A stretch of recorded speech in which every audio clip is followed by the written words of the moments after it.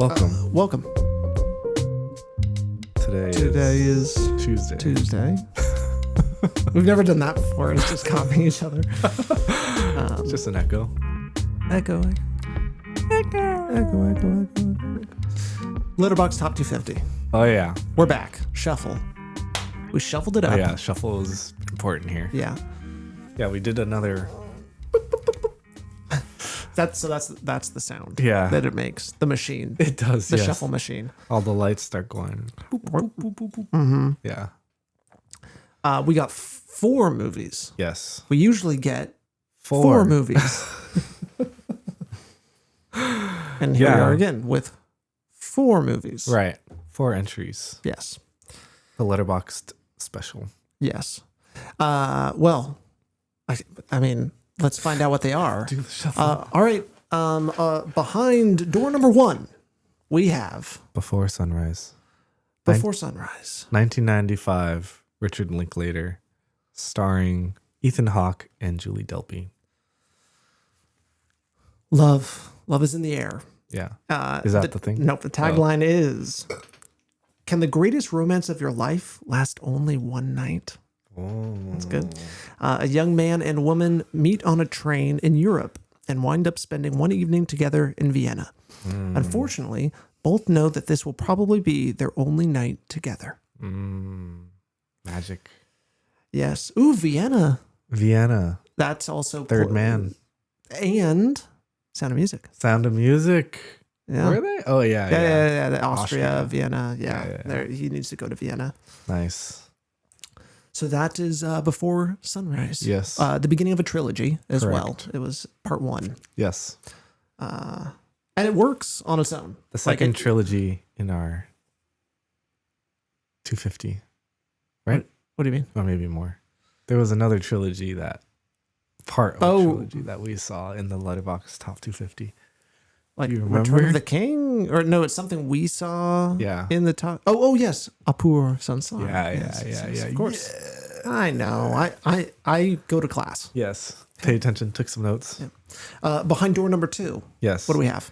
Fantastic Mr. Fox. I think it's 2011? 9. 2009. You I said literally earlier, just said that. Yeah, that was a major. Boom, boom. Directed by Wes Anderson, starring George Clooney, Meryl Streep, amongst others. Yes. Co-written by Noah Baumbach. Yes, that popped up at the end. I was surprised. Tagline, "Dig the life fantastic." And I love that. And the summary, "The fantastic Mr. Fox, bored with his current life, plans a heist against the 3 local farmers. The farmers, tired of sharing their chickens with the sly fox, seek revenge against him and his family." There you go. Classic. Ripe for conflict and interesting moments, and all stop motion. Yes. Very exciting. Behind door number 3. Mary and Max. Also 2009. Also animated stop motion-ish. Yes. Yeah, both stop motion. Yeah. The director, I have to read this one. Adam Elliott, starring Philip Seymour Hoffman, Tony Colletti, and other people. Did you say Tony Colletti? Yeah.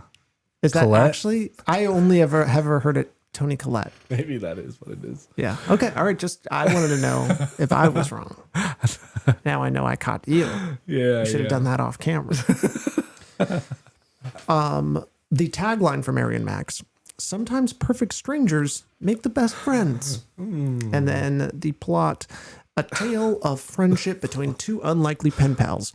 Mary, a lonely 8-year-old girl living in the suburbs of Melbourne, and Max, a 44-year-old severely obese man living in New York. Yeah. There you go. Yeah. Mary and Max. Nice. And then behind door number 4. Door number 4, Incendies, 2010. Directed by Denis Villeneuve. Starring Lubna Azabal, Melissa Desimo Poland, No, don't stop. Maxime Gaudet, and Remy Girard. Okay. So there's a French name in there that Kevin fucked up. Let's see if I can.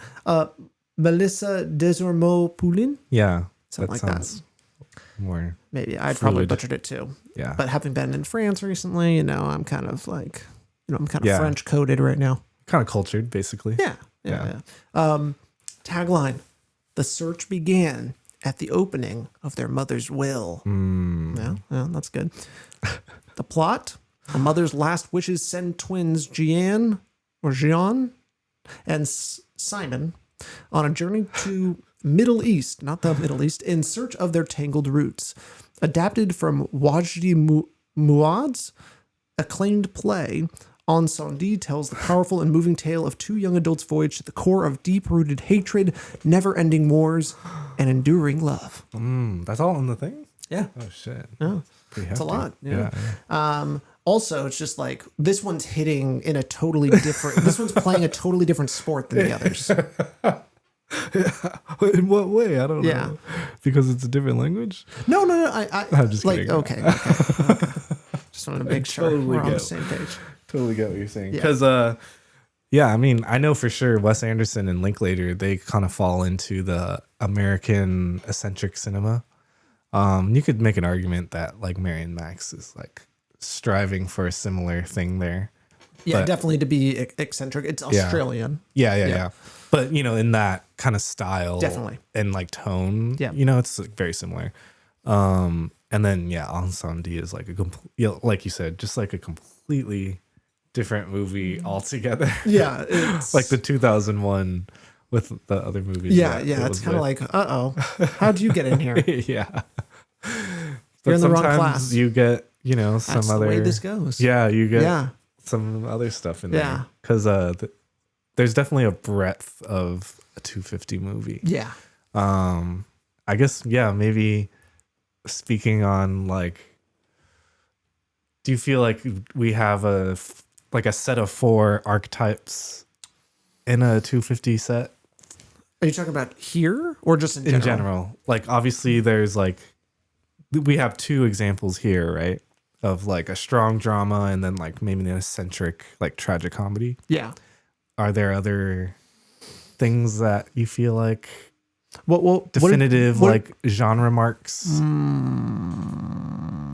or like story things that are Yeah, I mean, we've talked about different things about parenthood and family and stuff, and like those falling apart is usually right? part of these equations. Sure.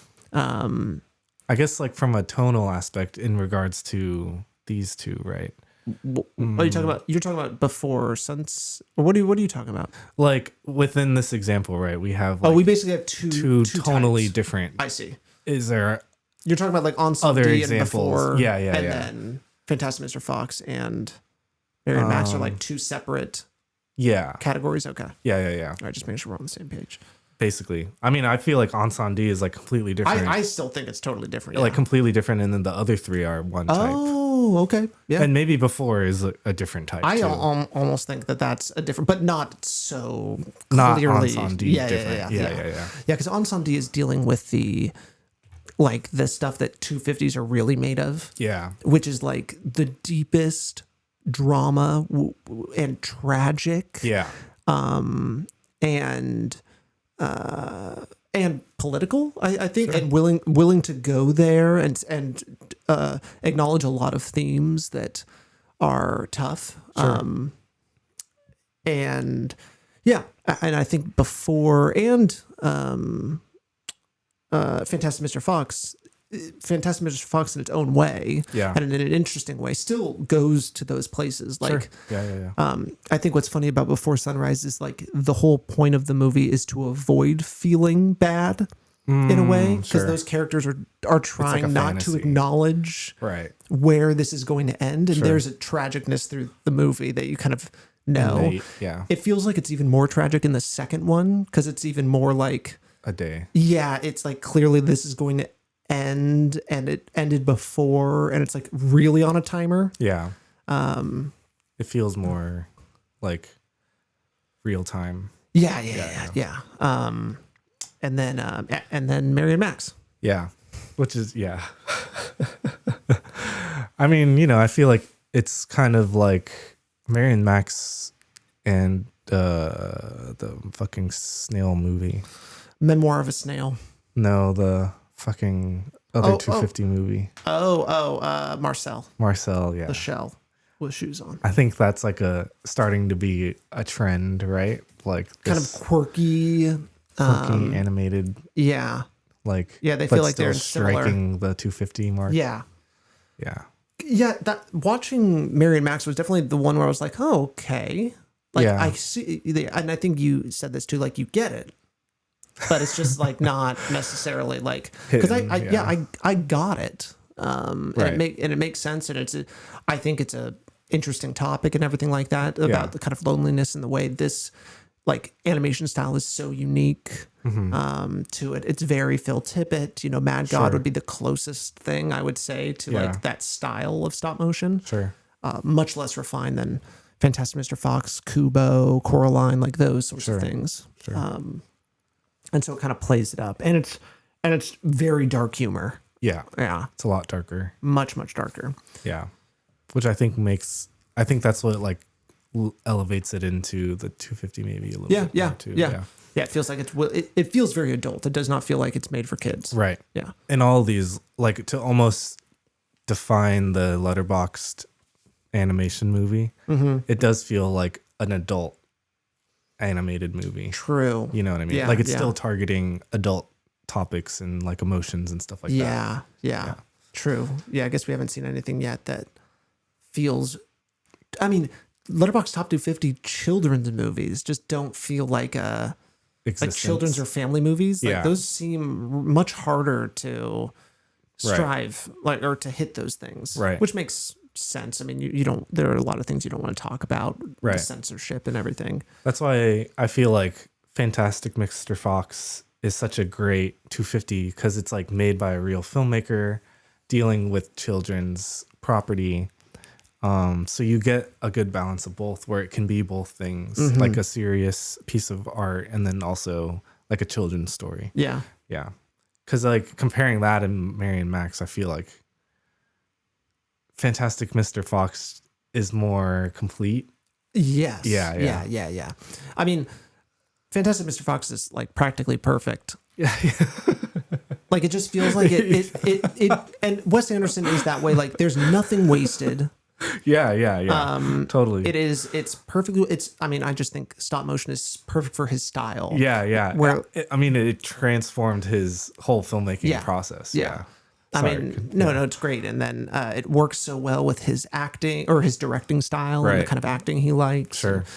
So it's a marriage of an unbelievable form and an unbelievable creative auteur. Right. Throw them together and you get something really magical. Yeah. And this would start like his trend of Roald Dahl, like properties that he would work on. Right. Charlie and the Chocolate Factory, that would be a great. Whoa. Think about that. He's the only one, like he could do a really good one. Kind of blew my mind right there. Yeah. I never thought about that till right now, but that's the most obvious Roald Dahl. Yeah. Because he's danced around all over the place. Yeah, he's done a couple of stuff now, right? Yeah. There's what's the witch one? I think it's just called The Witches. Yeah. That'd be another good one too. I think, what's his name? Zemeckis. Yeah, Zemeckis, Guillermo, and Alfonso. They adapted it, right? Oh, they each adapted it on their own? No, all together. Oh. Right. Well, I know Zemeckis directed The Witches. Yeah. I just didn't know that they were involved. Oh, God. God bless you. Oh, wow. Oh, no. Yeah. That one moved my brain. Zemeckis directed, Guillermo co-wrote, and then I think Alfonso was Alfonso produced. Whoa. But it bombed. Oh, yeah. People hated that shit. That came out like in the 90s or... The Witches? Yeah. Your mind is going to be blown. 2020, dude. We're talking about two totally different movies. Oh. Is there another Witches? Yeah. There's a few Witches movies that came out in the late 80s. 1990. Yeah. That's the one I was thinking of. Oh. Nicholas Roeg. Oh, yes, he did Don't Look Now. Don't Look Now? Oh, yeah. What's that? That's that Donald Venice. Sutherland. Yeah, the Venice horror movie. And Walkabout. What about Walkabout? Oh, yes, you're right. He did Walkabout. Yes. Yes. Whoa. Yeah, I forgot he did that. Yeah. Yeah. That's a trip. A master. Literally. Yeah, because Walkabout, that's a movie from another world. Yeah. Man, the Australians are just... They know what's going on. Yeah, I have so much respect after our series. Respect. Respect to the Australian. Oh, this is The Witch is Jim Henson. Yes. Nice. Yeah. All right. So Fantastic Mr. Fox. Mary Max. So let you know, if you'd be willing, let's talk Mary and Max. Sure. For a minute. When did you realize it wasn't for you? Pretty damn early. Yeah. It makes itself really clear what it is, its sense of humor. Yeah. It's what it's doing really quick. Yeah. I don't know. To me, it felt okay. Let me look at my notes. Okay. I'll do the good sandwich. So I really Bad liked sandwich. I liked the use of color and its intentional black and white. Yeah. Kind of like a what's it called? You're talking about where one thing is in color and everything else is not? Is there a term for that? A Holocaust movie. Boy in the Pajamas? No. Schindler's List. They do that, right? Do they? With the balloon. I think you're right. Yeah. With the balloon. Yeah. Forgot about that. Yeah, I thought that was creative. And then it kind of draws your eye to certain things and like the meaning behind that. Yeah. Because I feel like there's certain character transformations that goes on throughout the movie after their whatever. Okay, now my problems. Great part of the bread of the sandwich. Yeah. That was wonderful. Now let's get to the what's inside. I took a bite. I feel like, so I think, I don't know, I guess the way the movie's constructed didn't make me care about like the characters or what was going on. Maybe because there was like no action or story element. Yeah. It just felt like people talking to each other, but like not in a dramatic or interesting way. So this movie is like what, an hour and 20 minutes. Yeah. But it feels like 3 hours long, you know, it's like walking through mud. So I think just from an entertainment standpoint, I was like bored. Yeah. It felt like a short film. It could have been a blown short up. film. Yeah. Totally. Yeah. Great point. And so I would diagnose the problem as being from like its overuse of narration or it's like kind of flippant and unintentional use of narration. Yeah. Where it's just like using it as a crutch for the story. Yeah. And then it just, I don't know, to me, it just felt very like kind of simple, you know what I mean? In its presentation. Like it wasn't using the animation to like further these emotions and things. It just felt like little setups. Like you could tell how it was being made and stuff. Yeah. And, you know, that has, I feel like, a lot to do with it being like an independent animated movie because these things are expensive and it's hard to do. And there's probably not a lot of people helping or whatever. You know, it's like the hill is higher to climb compared to Fantastic Mr. Fox, who has like all the resources in the world, has like a humongous team, can do all the things that the movie does. So to good okay. again. Okay.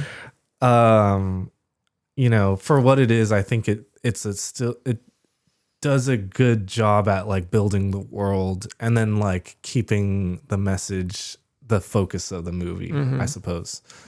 Yeah. Everything is in what's the word? Like in service. In service of the story. Yeah. The color, I'd say the style. Yeah. It all feels like it is playing right into that. Right. So there was definitely like some direction and like Yeah. some force pulling through it. People love this movie. It's obviously on the top 250. Yeah, people really love it. Yeah. I just don't see why or And you felt the same way about Marcel. yeah, exactly. Yeah. Yeah. So maybe there is some sort of connection between Totally. those two in terms of like, is it, and I think a lot of it is the question of, is it executing the top 250 Yeah. in like the way that, Well, question, do you think it, well, okay. Do you think it is or isn't? a top 250? I can see You can see how it relates to Yeah. being a top 250. Yeah. Like same with Marcel, like obviously I see Yeah. like why it You get ends it. up in that thing. They're both very unique too. Yeah. You don't totally. see Movies like that. an indie. It has that kind of indie film vibe. Sure. Those kind of indie film characters. Both of them, yeah. Yeah. Totally. Really quirky and weird. Yeah. And done in this style. Sure, yeah. Yeah, but I think just that at the end of the day for me, like it doesn't hit in the same way as like all these other things do. Yeah. So but yeah, that's just how this exercise goes. Yeah. Exactly. Sometimes, Because did you like it or were you? I definitely was. I thought it was a good movie. But it was one of those things where I was like, okay, I get it, but yeah, I'm just not like moving on. Yeah, I'm just not like really itching to go down this rabbit hole much longer. Yeah, I totally get why it's on there, and yeah. I mean, yeah, it makes sense. It's fun. I get it. Yeah. Like I said. Well, let's move on. Yeah, let's move on to the next. Is there something? Is it? Yeah. You know what? I think we're going to say Fox? Encendies for last. Yeah. Yeah, Totally. I think that just makes sense. So let's just go to the Fox. That's the Sound of Music in this yes, squad. yes. We should have said Sound of Music for the final one, but we needed to go in order. Yeah, it made sense. It made sense. So Fantastic Mr. Fox. Yeah. We've already kind of touched upon some of these things. I think all the things that it did really well. All the Andersonisms. Yeah, all the Andersonisms. The story is great too. The And father-son the stuff. father-son stuff. So that's the Wes Anderson The promise thing. Like that you're going to get a dysfunctional family and it's going to feel so damn good. Yeah. Yeah. Hurt so damn good. Yeah, dysfunction never tasted so good. Yeah.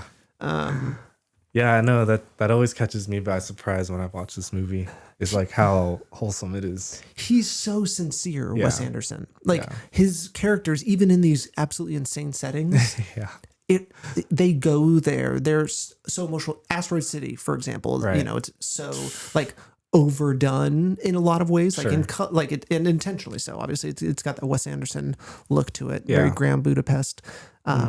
But man, those family, parent, son moments hit so well. Yeah. Because they take their time. They earn it as well. Yeah. And it's completely sincere. They're not pulling the rug out from under you. All these characters have their own sort of dysfunctions and everything in the family. And it's all about kind of like finding the glue that will put them together. And it's usually some horrible event in a Wes Anderson movie. Like something bad has to happen. Yeah. And then it brings the family together. Right. Royal Tenenbaums being like the beginning of this like serious like a portrait of a family that he ends up doing quite often. Yeah, that's a good point. I don't remember as much about Bottle Rocket and Rushmore to say like what, but I know that like in Rushmore, Bill Murray and Jason Schwartzman's characters have a father-son-y sort of relationship. I'm just not sure. Sisu. Oh yeah. Now we're talking about after Royal Tenenbaums. So Zissou definitely. Darjeeling Limited definitely. Yeah. That's all about dysfunctional kids that are like trying to figure out what to do next. There's like a father-son subtext in Grand Budapest. Oh yeah. Obviously Asteroid City. I haven't seen the Phoenician Scheme. Father-daughter. Okay. Yeah. Well, there you go. Yeah. That's a little curveball. There's like, I mean, definitely the generational and then the legacy and like dysfunctional. Yeah. And Isle of Dogs, I don't remember enough to say. Yeah. I think. I mean, it's like a family. Yeah. They're like a family. Yeah. But I don't know about the father, son, whatever. But I love just the way he directs and does families and family drama. Yeah. And it feels real. He is willing to go dark. Sure. Like that's the punches aren't pulled, I Yeah. guess. But they always land. I feel like Noah Baumbach really helps. I mean, hard to say what is him and what is not. Sure. But in terms of like understanding Baumbach's filmography, like families, that's such a big part of that, and like the dysfunction around that, and then like dialogue, Yeah. is like pretty similar. Yeah, he was made to be a part of this one. Yeah. Yeah. And because he also did Sisu, or co-wrote on Sisu. Mm-hmm. Yeah, that one's good. It's got just the right amount of family drama in it. Totally. That I feel like Baumbach is kind of perfect for the Wes Anderson world. Yeah. Just like works. Also a very sincere, like respecting all of his characters in his films. Sure, yeah. Thinking about Marriage Story, when you watch that, you don't think one person is better than the other. Right. Right. He gives everyone has a reason, and and no one is in the wrong, like outright. Like they can do wrong things, but they all deserve some amount of respect, and they all also did something to contribute to the problem. Thing. Yeah. Yeah. So people's own messiness and stuff like that. Yeah. And that feels so real. Yeah. Yeah. So, even when they're animated. Yeah. And that's just, I mean, hats off to the Wes. Yeah. Yeah. I respect it so much, and I respect going all out on that style and completely committing to it. Yeah. I always I think there's an interesting like dialogue with him as a director, because there is this like Wes Anderson fatigue. Yeah. More than like any other director, it feels like. I think it's because it's like it's recognizable. It's like the sweet candy, right? Yeah. That you get, and it's like you love it, and it's like that. But at a certain point, it's just like, like I'm not feeling anything. Yeah. It feels so surface level. Sure. Like his new movies are cavitous. Yeah, but I don't feel that like about like French Dispatch. I didn't really enjoy all that much. But Asteroid City I loved. Yeah, it was great. But a lot of people just felt that way of just like, oh, it's because it's so upfront Anderson. Yeah, like it's got that look, it's got that style. But don't you want? I don't know. I want that. I like it. Yeah. I can get down with it. Yeah. But I can understand like people's like why they get tired of it. Because I also, I would love Wes to go back to a little more rugged. Yeah. Like Darjeeling Limited was so, and I think Life Aquatic is kind of like when it ends. Or does Life Aquatic come out before Darjeeling? First, yeah. It came out before Darjeeling. Okay. Well then, the Darjeeling, which Grand is the Budapest.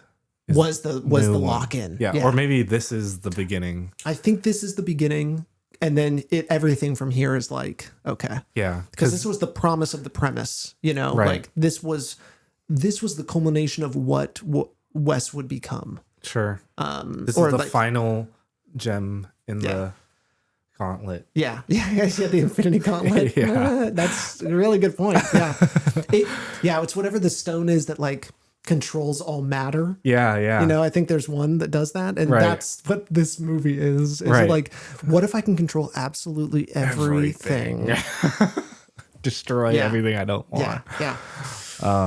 Because like basically after this, it goes into that he makes another animated movie, and all the movies after this are like in that kind of animated super style. Controlled. Yeah. Which is interesting to me. Yeah, I find it weird. I mean, I understand why people would want like something like Bottle Rocket or Rushmore or Sisu, like those films.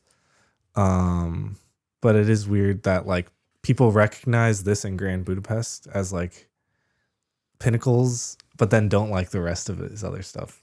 Yeah, some people. That's like an interesting position to me. Yeah, some people's favorite Wes Anderson is Grand Budapest. Yeah. Which I find very interesting. Like, That's my favorite. oh, it is? Okay. Yeah. Yeah. What do you like? What Like, is why? it about it? Yeah. Yeah, I think because it's kind of, to me, like the Hollywoodification of his style.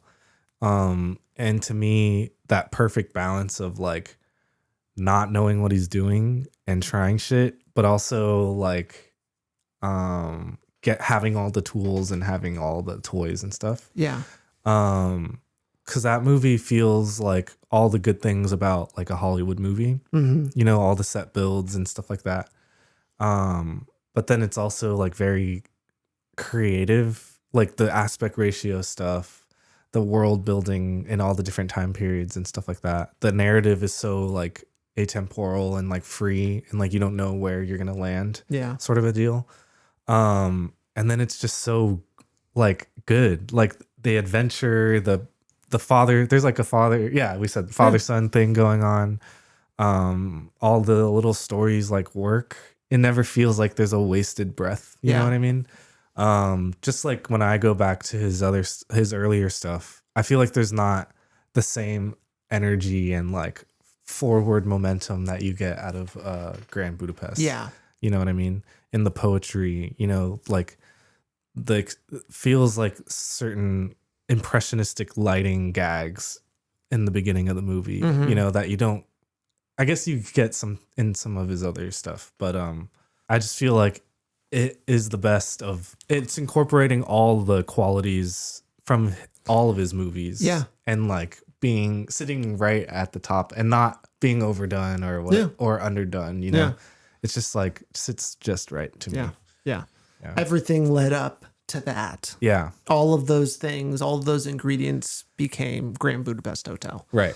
And everything has felt like an echo of that ever since. Yeah, exactly. Obviously. He's trying to redo that movie. Yeah. It feels like. That's where he found, I mean, I guess. The sauce. Yeah. What he likes the most. Yeah. Because everything was like slowly becoming more like that with all of the movies he was doing. Right. Just like adding another thing, Yeah. Like, oh, I can do this now. Yeah. Oh, I can do that. Life Aquatic being like the really big experiment. Yeah. Of like changing Super it. jump. Yeah. Because he said he saw like the cut in half cut of the submarine. set. Yeah. He saw some picture of that and was like, got the as a idea. set. Yeah.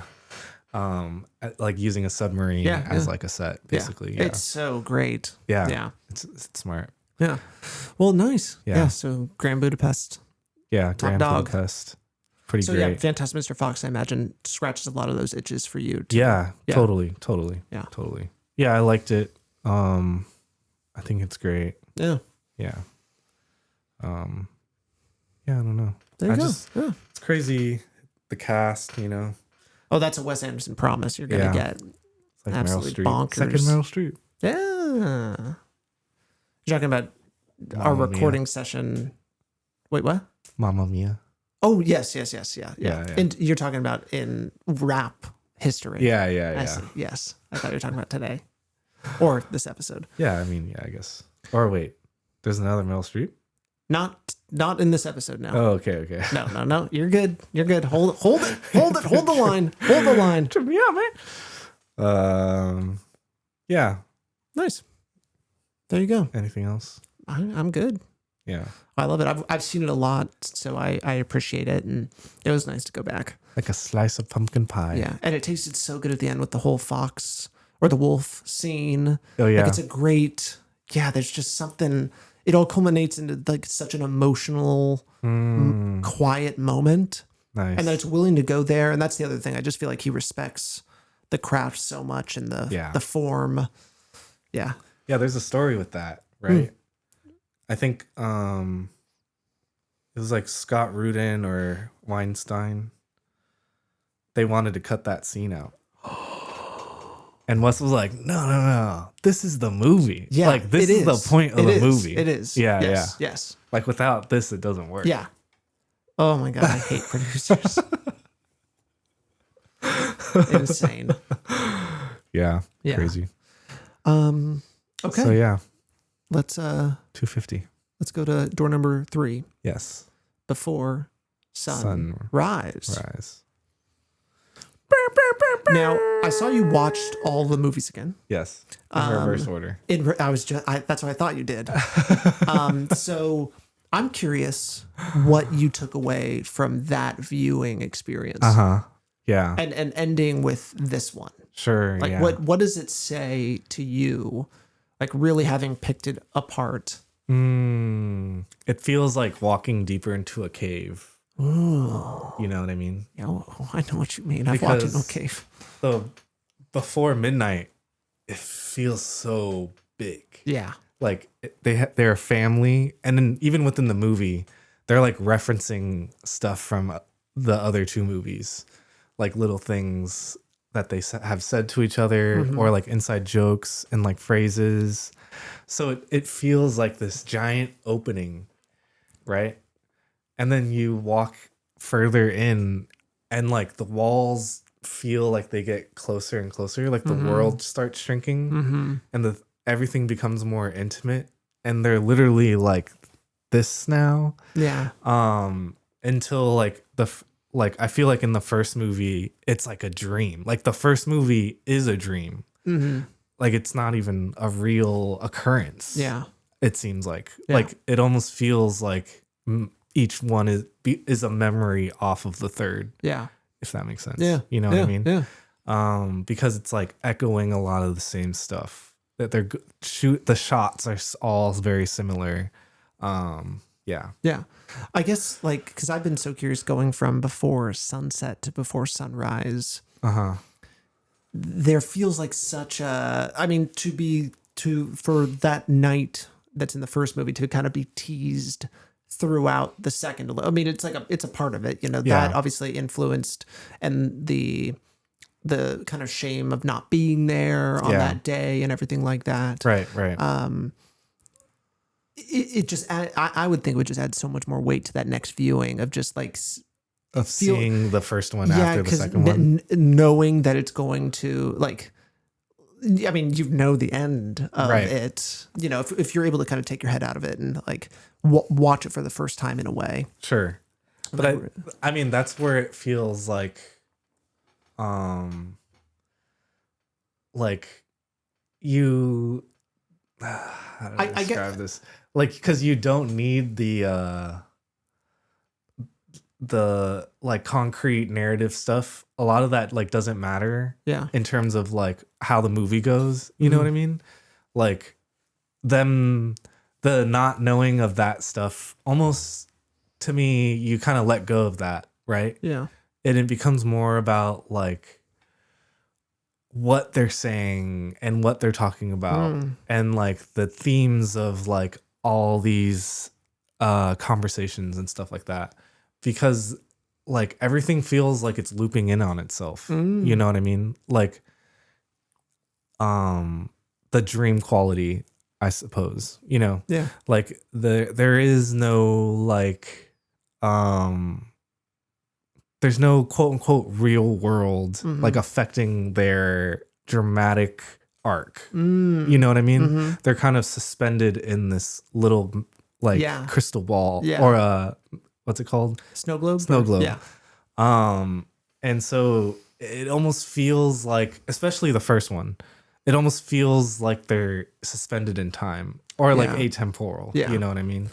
Yeah. And that they're just gonna keep walking around in that circle. Yeah. You know? Yeah, it does feel that way because it's also like you're just kind of getting lost as a viewer where they end up, because it's very vignette. Yeah. Like, totally. You know, you kind of end up here, end up there. Yeah. And the other two, I mean, certainly, the Before Midnight feels very clear. It's bright. Yeah. You know, it's bigger, more sets. Exactly. Yeah. There's a lot more going on. And then, Before Sunset being very limited as well. Yeah. Very clear of where it is. The structure. Yeah.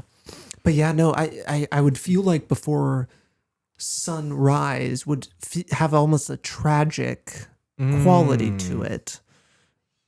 But you didn't necessarily feel that. Yeah, feel that on the. No, I don't feel like I did, because I don't consider. I mean, I don't. I think you.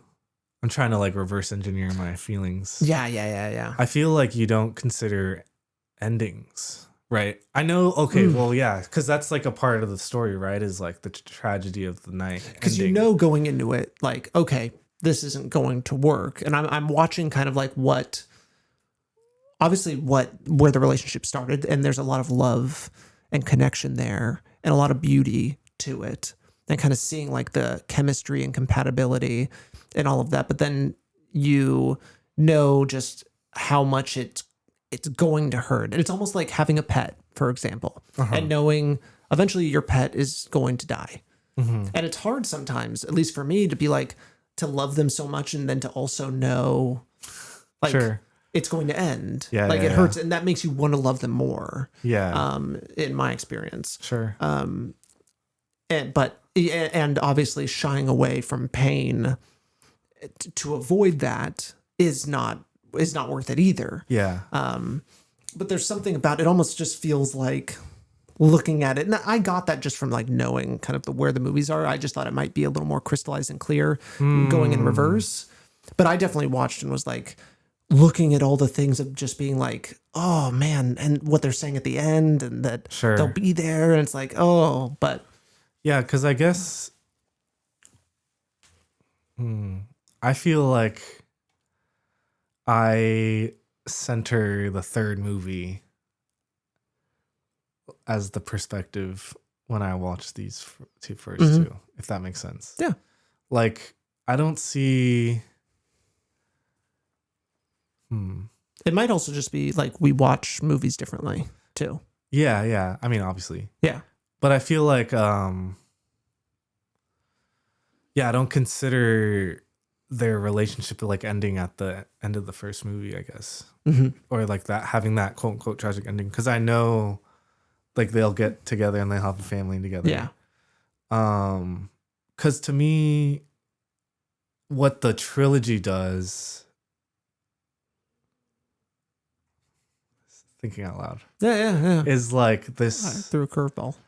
This repetitious action of choosing one another. And you get that more so, I guess, in the third one. But like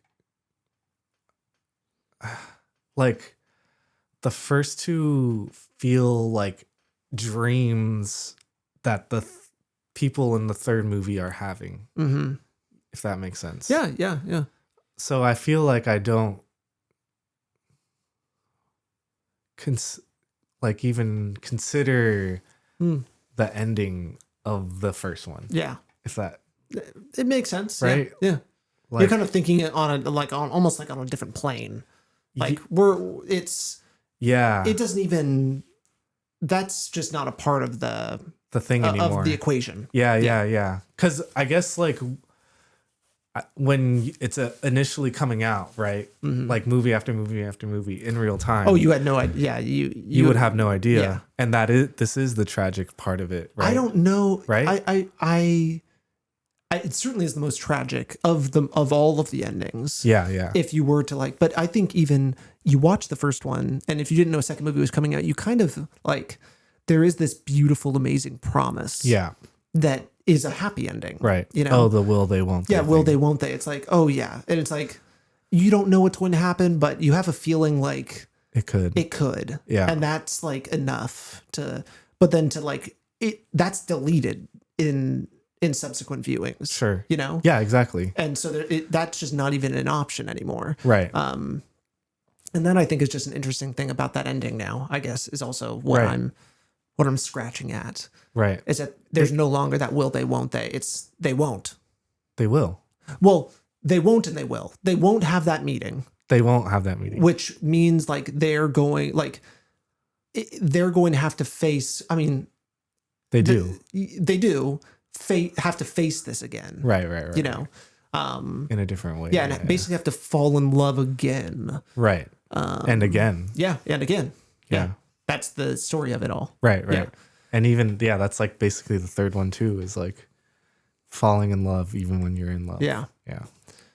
Or like even when you're married. Or like they're not married, but yeah. Yeah. Yeah. It's a great movie. It's very loose and improv heavy, obviously. I would think. Not improv. Not improv at all. Wow. All written. Wow. Because there are some long takes. Yeah. Yeah, it's so many long takes. Well, I know. And they feel like they're just acting so real too. I think they're So good for like them. all. I don't know about this one specifically, but I know in subsequent ones they participate in the writing process. Yeah, which makes sense. It's Yeah. probably a little bit of like, okay, we know where we're going to go by the end of this scene, and here's some general places to go. I'd be curious if it's.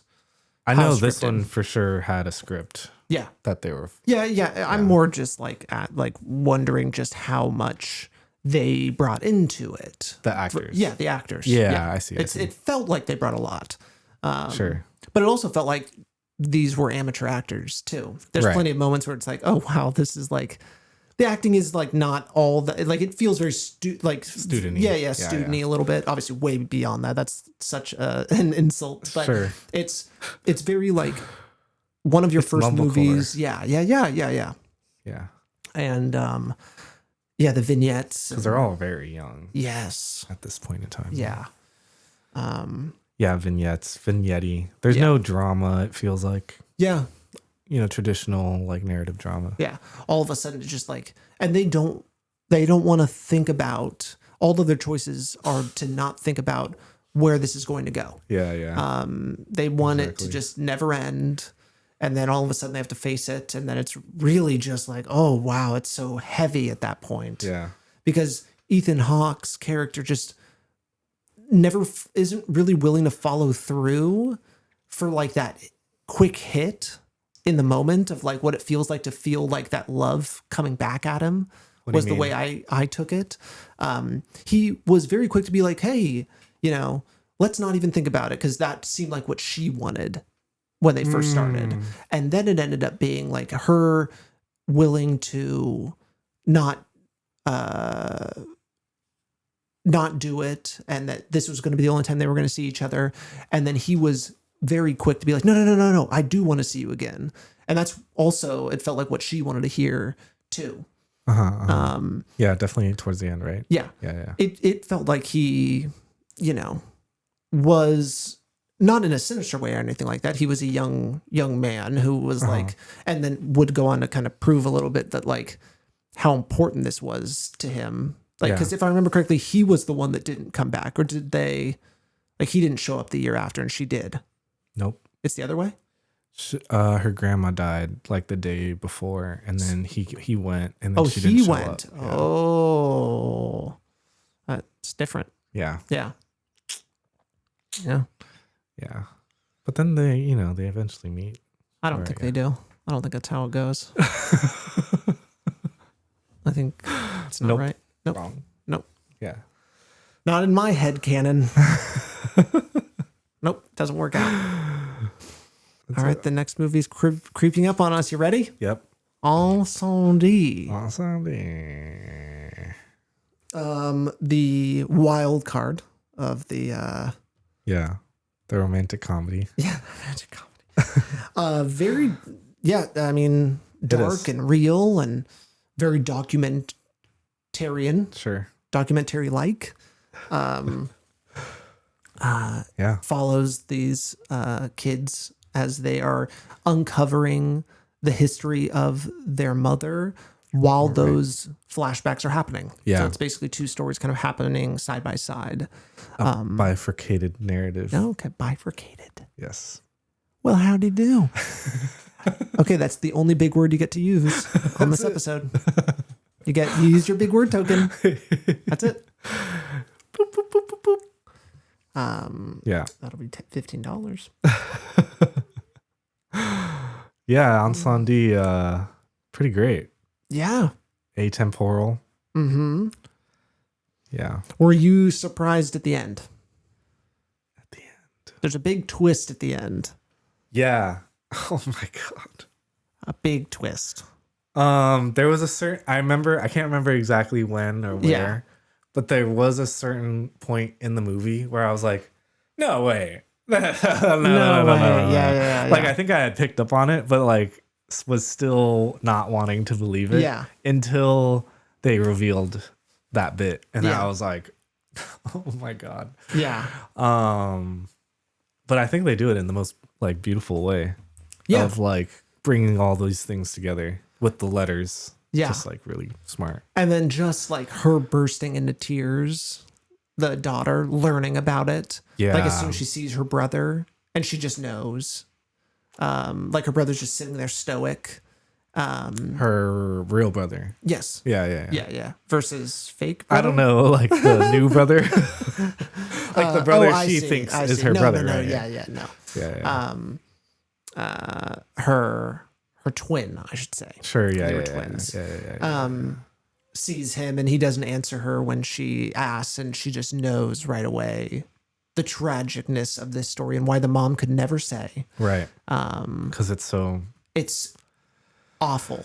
It's so awful. Everything about her story, and it's just like it's beautiful because we all like. There's so much about how like the bullied becomes the bully, you know, and how your past like completely changes you. And we could say someone is a certain way, and then you find out they are a certain way because of this awful thing that happened, and that is like it tears you open, it rips you apart, and it forces you to keep moving. And you know, trying to be a parent with all of that weight, no wonder like the movie begins with that, like especially the son hating the mom. They did not have a good relationship, and then you kind of come to fully understand this woman and realize where she was coming from, and that it's I mean I don't blame her, you know, in so many ways. Like that's just not that the kids deserve a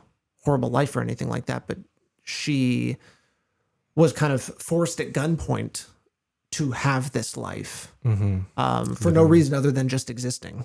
Yeah, to survive. Yeah. Yeah.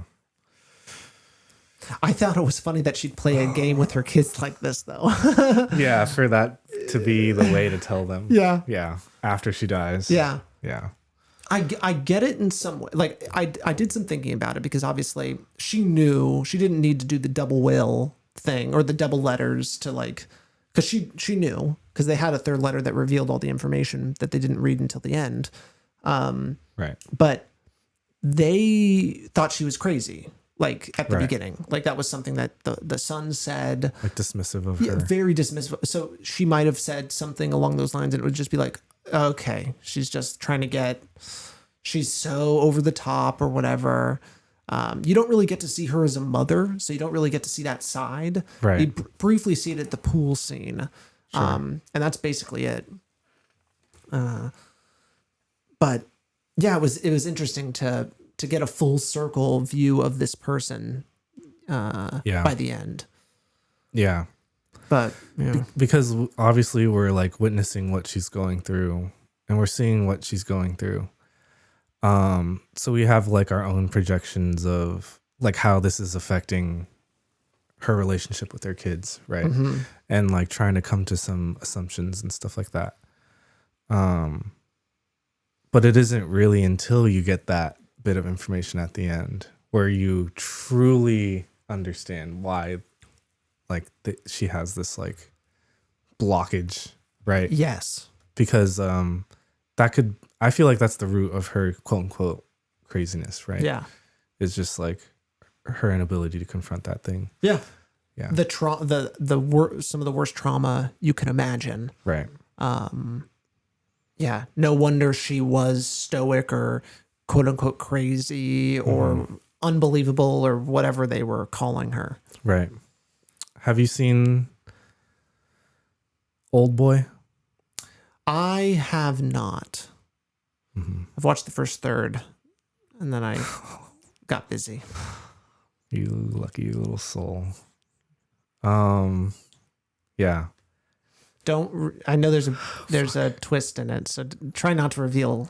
Well, I think I already did. Oh, okay. Right? Just by associating. I still have no idea. Okay, I won't say anything. Okay. All right, never mind. Redacted.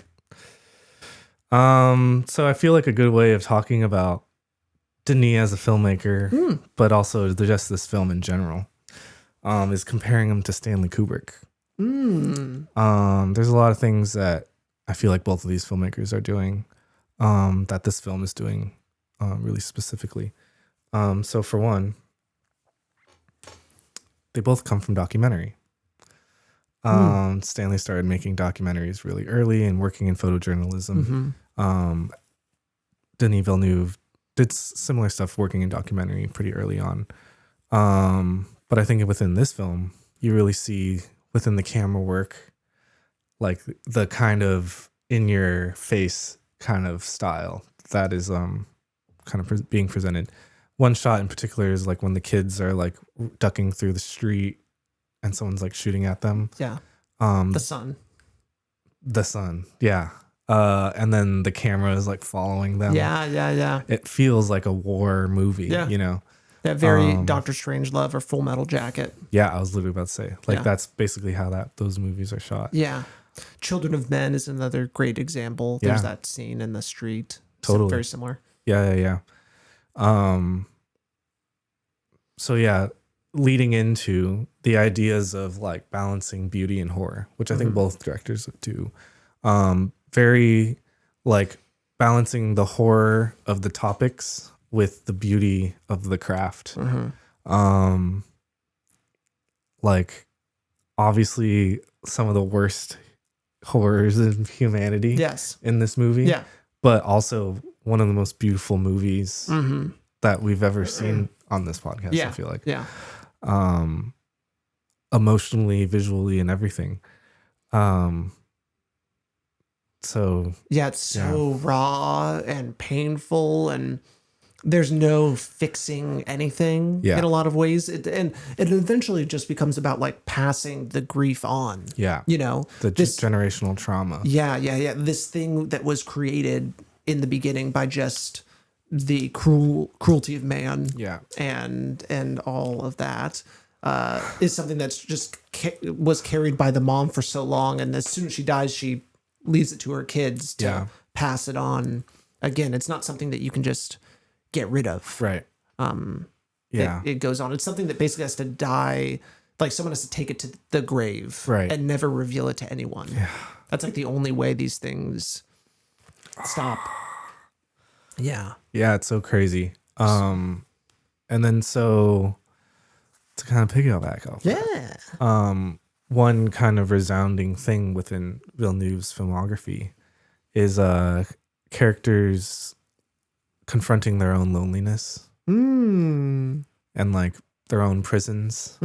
And how like what I thought was interesting is creating a portrait of a family that is no longer connected, having all the characters kind of searching within their loneliness,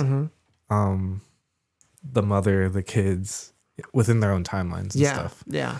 They all had stuff they had to get through. Right. And figure out, and they were able to use the journey to pull all that through. Yeah.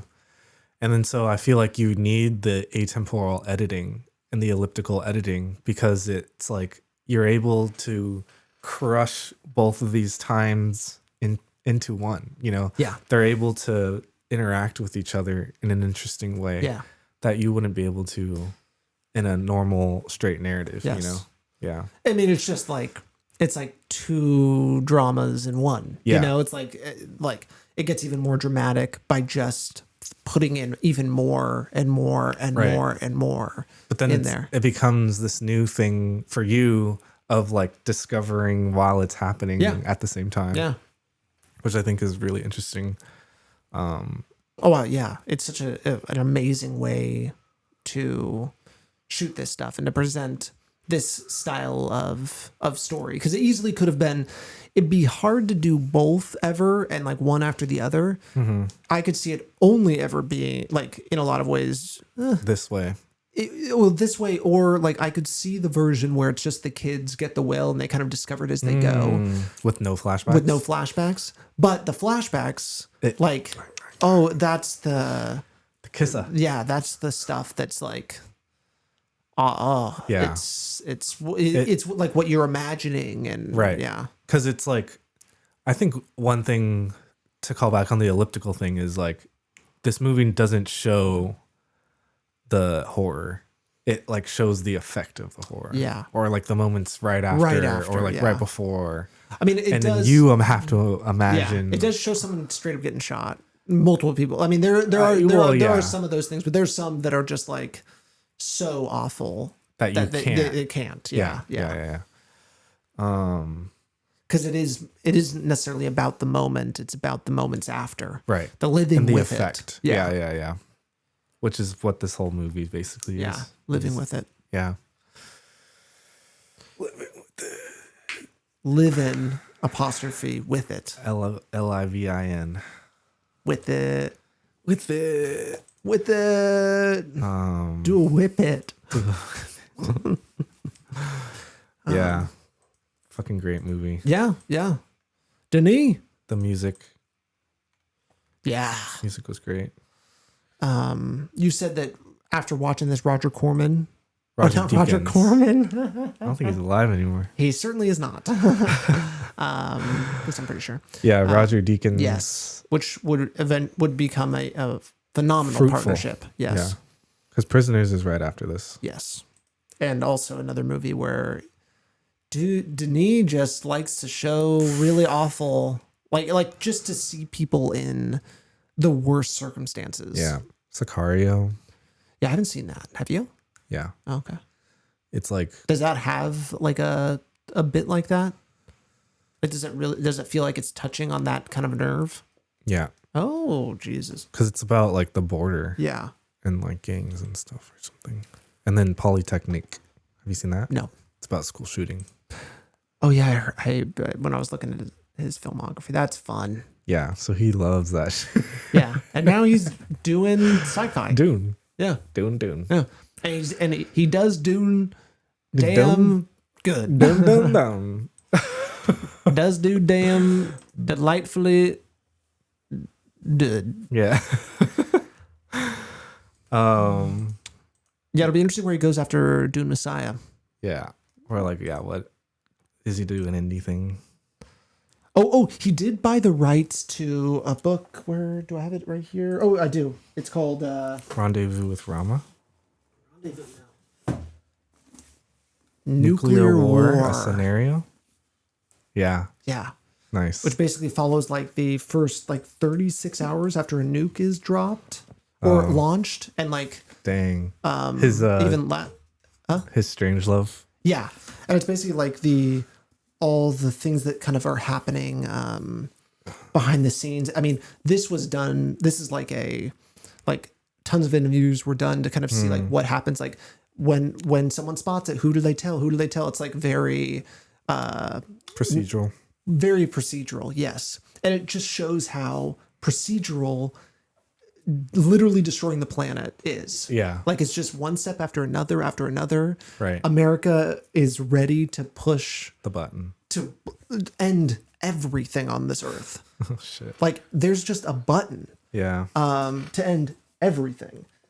So and He's not beating the Stanley Kubrick allegations. No, he isn't. Oh, good point. Yes.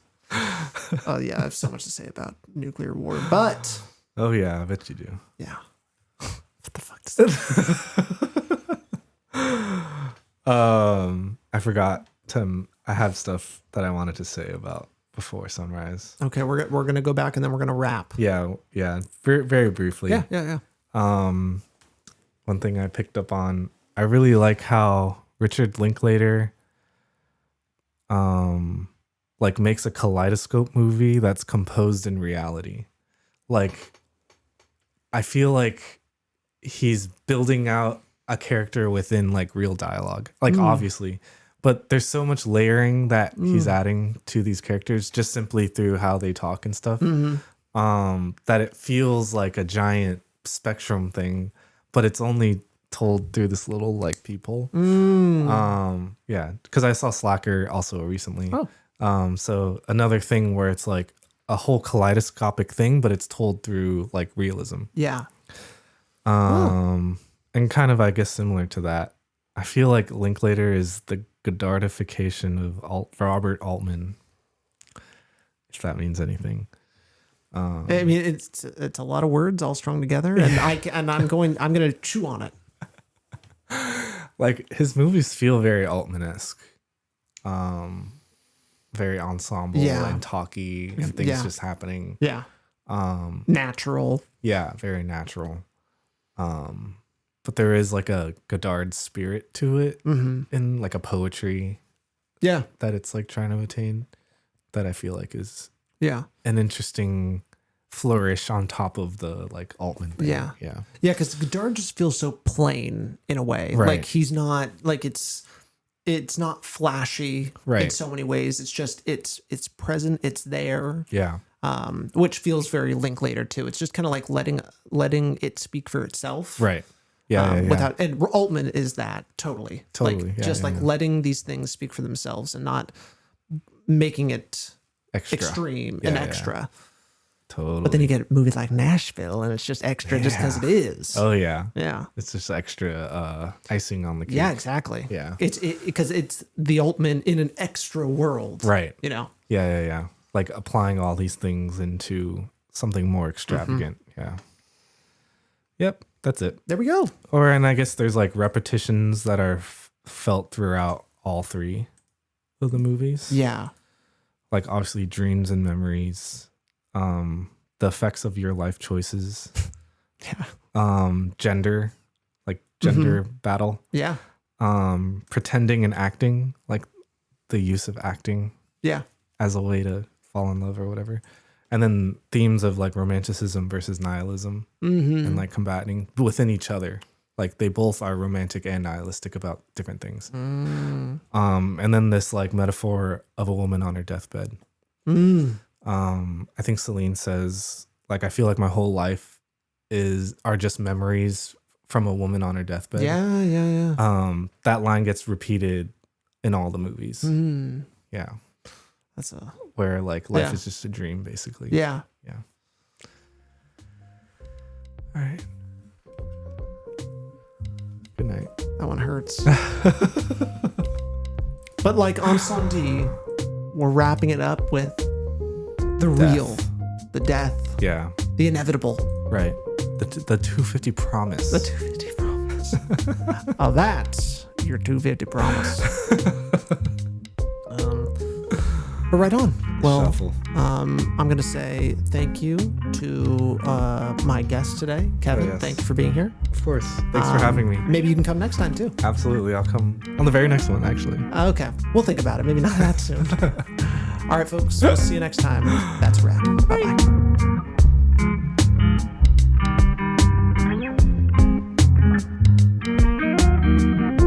Wind Reel and Print is a podcast by Salad Brain Productions. You can find us on Instagram at Wind Reel and Print Pod. You can also find us wherever you get your podcasts. And please, if you like the show, leave a rating and review. We'll see you next time.